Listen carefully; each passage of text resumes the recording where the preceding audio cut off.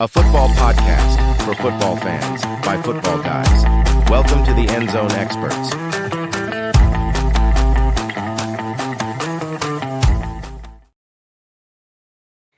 Welcome back to the End Zone Experts, your one-stop shop for everything NFL.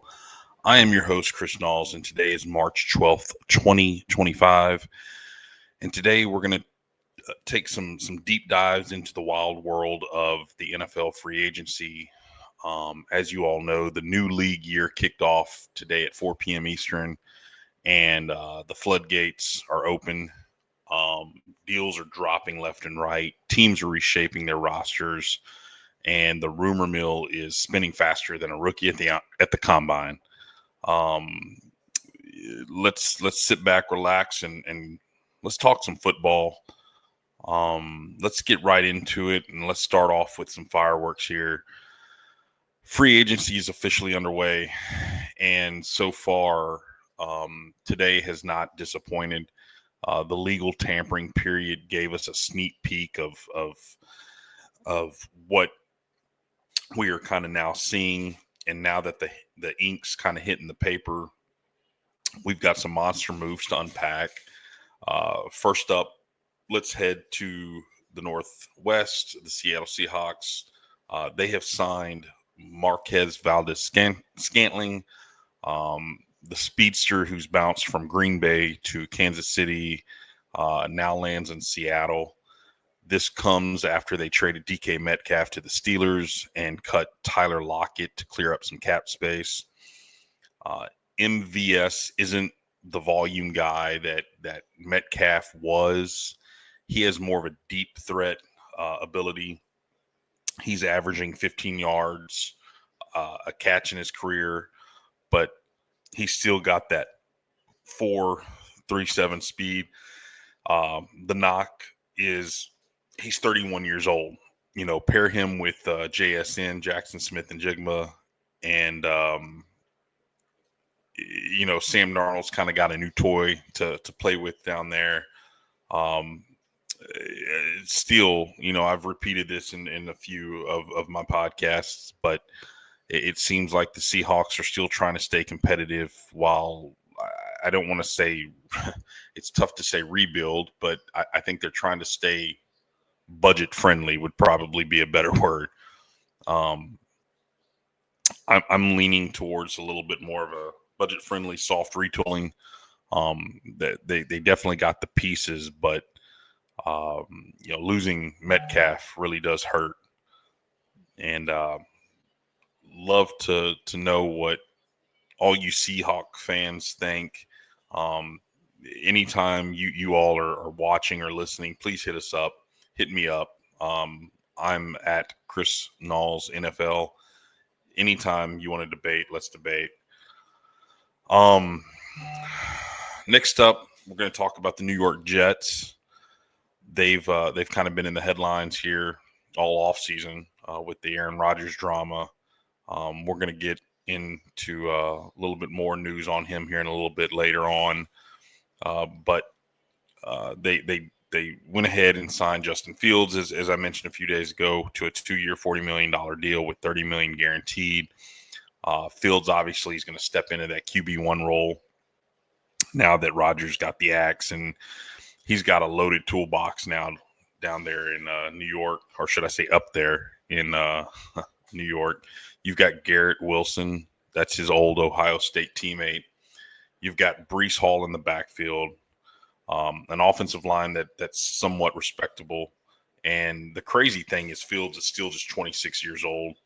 He brings a lot of mobility and upside, something the Jets haven't had in forever. But one of the questions is $20 million too much for a guy who's still kind of like ironing out his passing game?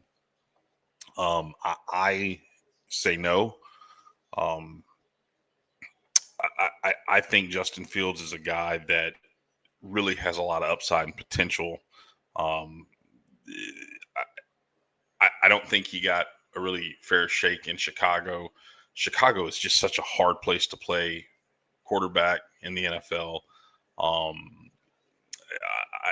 He goes on to Pittsburgh for those few games, and I said this on another podcast of mine.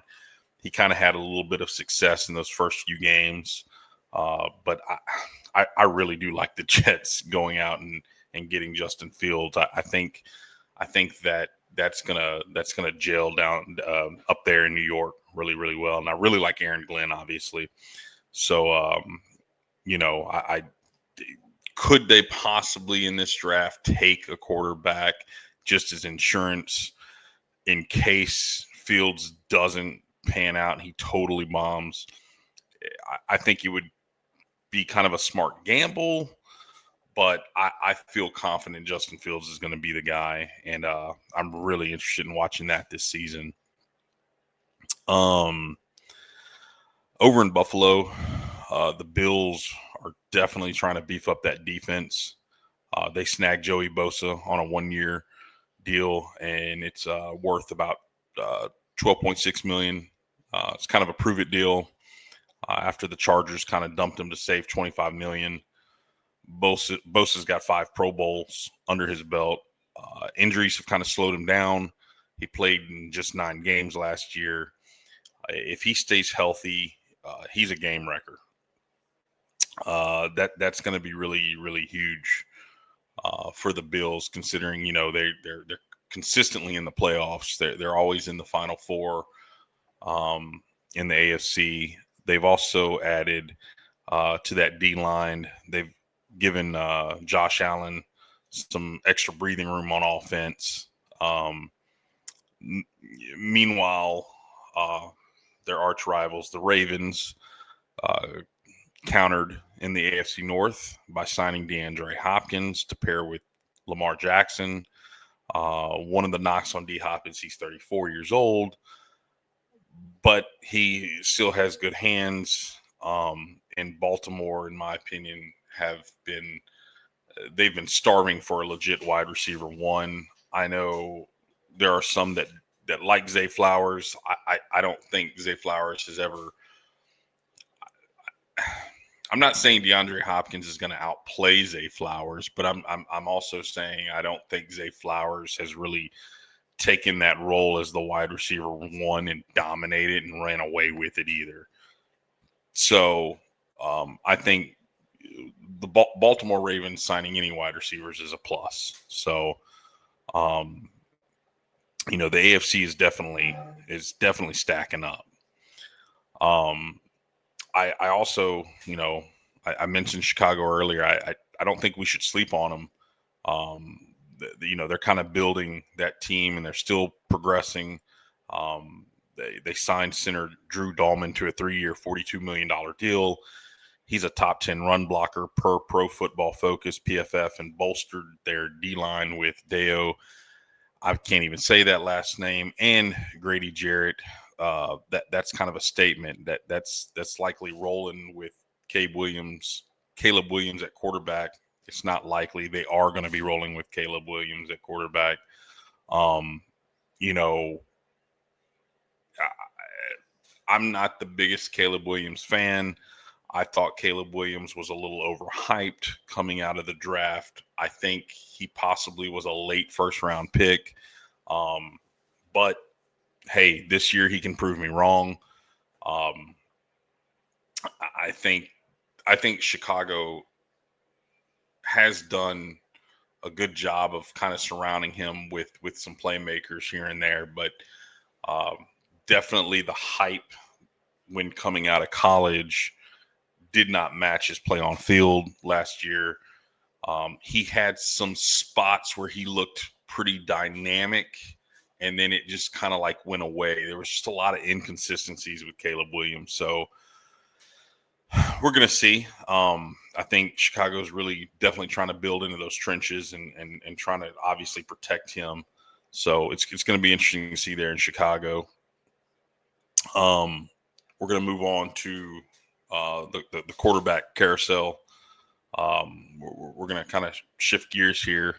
It's going crazy because the biggest name still out there is Aaron Rodgers.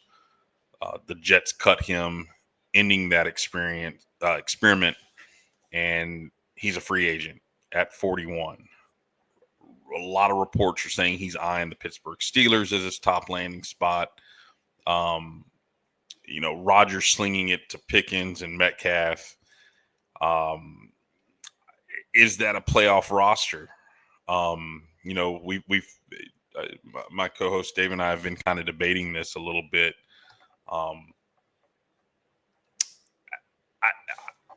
My biggest fear is, Rodgers is 41 and he's not getting any better. You're not going to see this Packers A-Rod of old where he's throwing 40 touchdowns.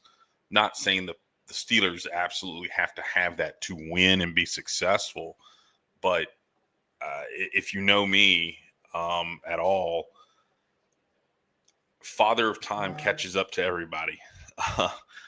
There has been one quarterback that I have seen be incredibly successful late into his 40s, and that's Tom Brady. And there's a reason why it's only one, and it is Tom Brady.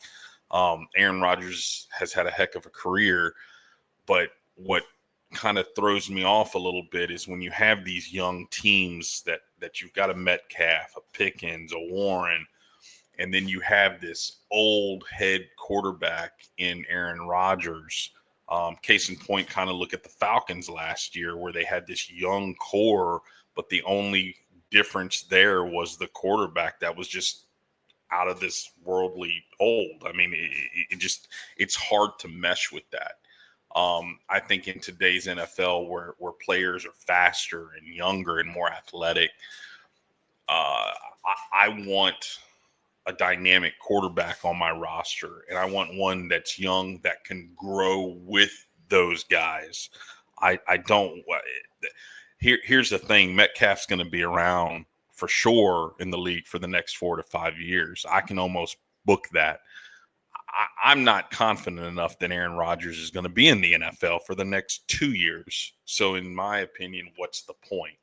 I would rather have Metcalf grow with a quarterback of the future in Pittsburgh and go from there. That's just my opinion. We'll see what happens. A-Rod most likely will end up signing in Pittsburgh, but I don't think it does the Steelers any favors. I think the AFC is really difficult as it is, and it's just not a coincidence that you're always consistently seeing the Lamar Jacksons, the CJ Stroud, the Josh Allens, Patrick Mahomes. You're consistently seeing those guys because they were young. They kind of built a core with that team together. And although some of those wide receivers and running backs move on, you need to have that consistent motor in that quarterback there. Russell Wilson's another quarterback that's out there, and he's got a few options. I know this sounds crazy, but I read the Browns, I read the Titans. Russ he's 36 years old, and he definitely isn't the scrambler he once was, but he still does have a pretty decent deep ball. Teams needing kind of like a bridge quarterback could do worse. And, I mentioned the Falcons earlier. You can't forget about Kirk Cousins. It looks like what I've just been reading before I went on today is the Falcons are going to be moving forward with Kirk Cousins on the roster, which is interesting. So there are some veteran quarterbacks out there. It's kind of an intriguing and interesting offseason this year. I'm finding that there's a lot more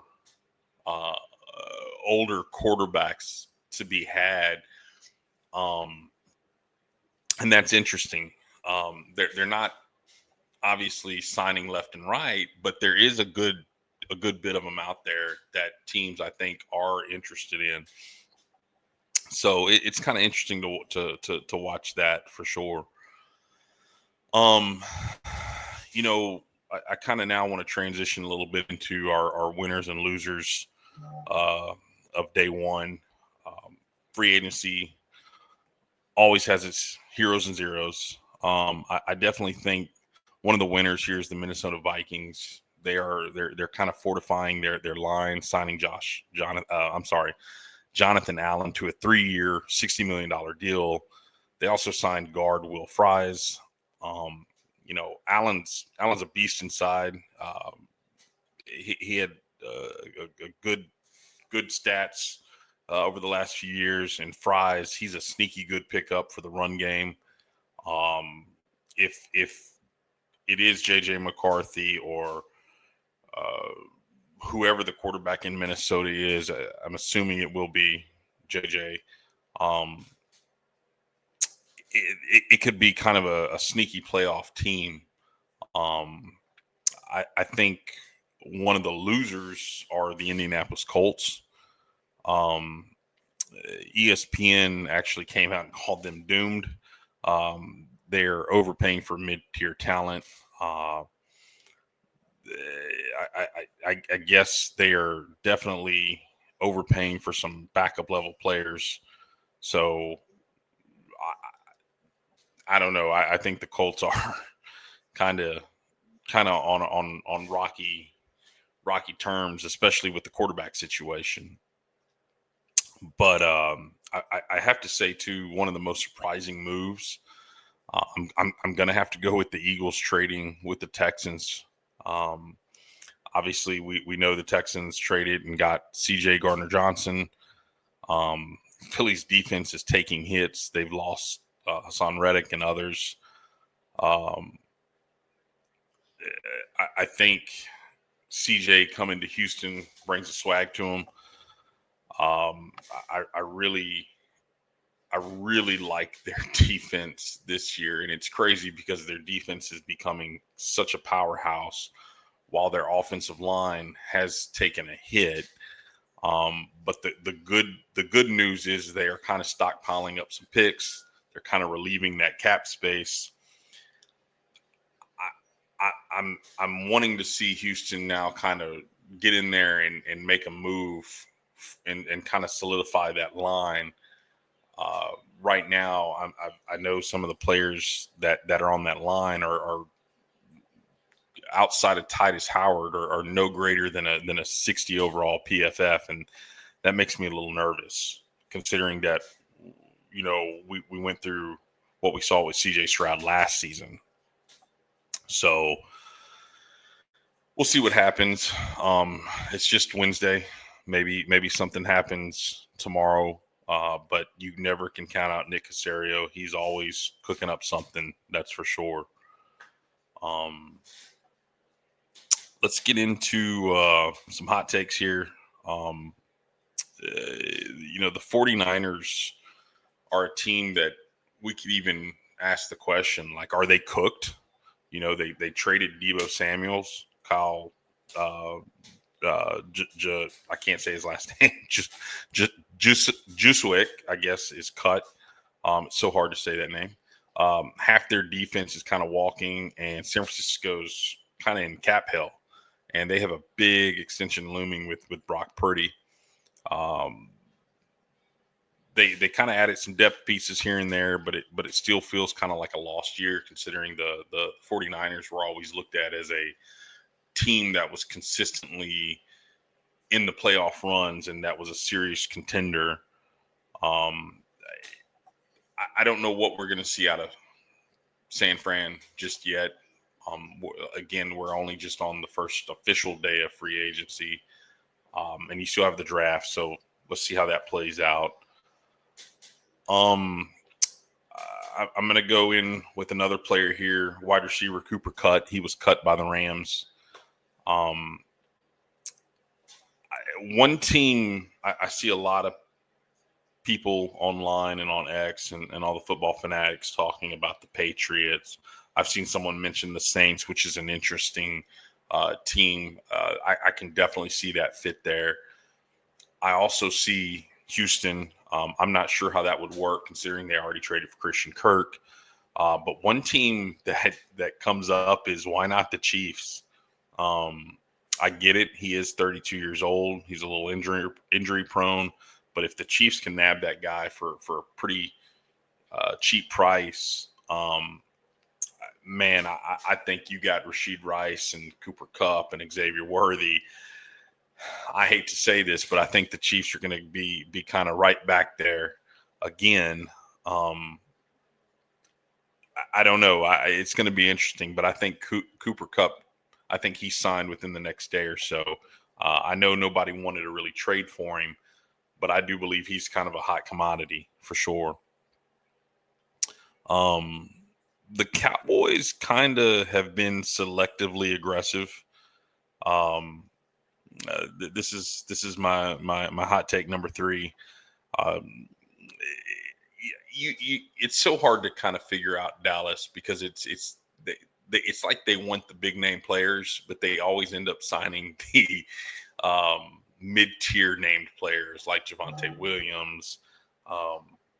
That's just, they're interesting. I think they always try to outguess themselves, just kind of like last year that they needed a running back and they missed out on Derrick Henry, and that was a sore subject for him last season. So it's hard to say what the Cowboys are truly doing. And as far as a hot take, I don't think Dallas has done enough to really further or extend their selves into the playoff picture at all.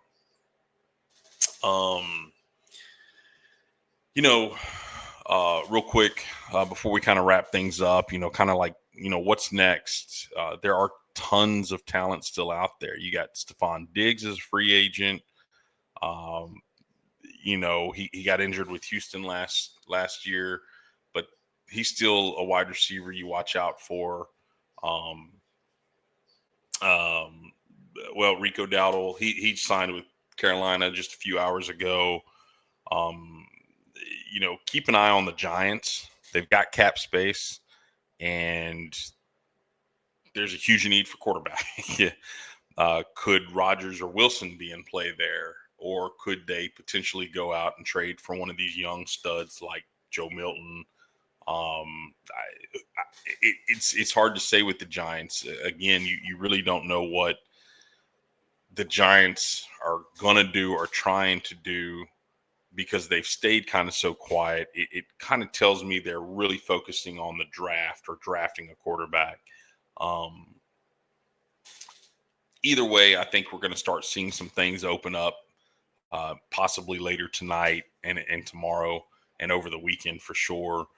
I will say, I do believe day 2 is going to be a wild. Probably not with the amount of signings, but I do believe you're going to see maybe a splash or two that we're not even thinking about. But before we kind of wrap up, I kind of want to hand out a little bit of day 1 grades. I'm going to give the Bears an A. That O-line and D-line combo, that's only going to help them. The Bills,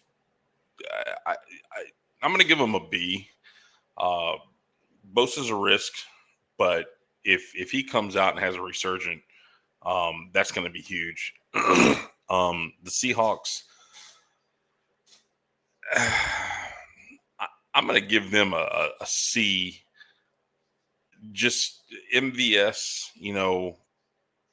that's I understand the signing after letting go of Tyler Lockett and Metcalf. But trading Metcalf, it feels so much like a step backwards. I get Darnold, Kenneth Walker, JSN, MVS. I don't know. It's just that dynamic just seems off, and who knows, man? Maybe it works perfectly this season, but there's just something there that I don't like about it. I'm just not convinced. I'm not really convinced in Sam Darnold either. I thought that was an anomaly that happened last season. I got to give the Jets a B+ because I do believe Fields is a team. Is a quarterback that the Jets and that team needs. It's a gamble that I think will pay off in New York. I really, really do. But I really want to know what your team grades are. What do you believe your team deserves? Reach out to me again. I'm on X at Chris Knowles NFL, and we'll definitely shout out the best ones that we feel. Don't ever be afraid to holler at us.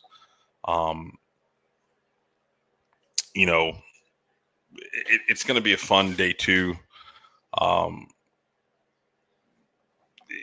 It's going to be interesting. Again, I think we're going to see some things pop off. Not maybe too many signings, but you will see one or two surprises, I think. But that's what we're going to do. We're going to wrap up. That's kind of a wrap on day one free agency.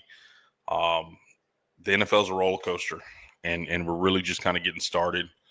Make sure to please follow me on X at Chris Knowles NFL. Also follow our homepage at endzone_experts. Like, share, subscribe, follow. We appreciate everything. This has been incredibly fun. I've enjoyed kind of creating this space, and it's been just really fun. I'm not gonna lie. I 2 weeks ago, if you would have said, Chris, get in front of a camera and talk about football on a microphone, and I'm gonna be honest, I was deathly nervous and afraid, but now I'm kind of getting used to it, and I'm having really fun doing it. So for everyone that does appreciate the content, much love. For everyone that's hating on the content, much love. Regardless is the fact that your eyes are on it, and I still appreciate that. Love it or hate it. So let's just kind of stay hyped. Let's stay safe, and we'll catch you tomorrow for some more madness.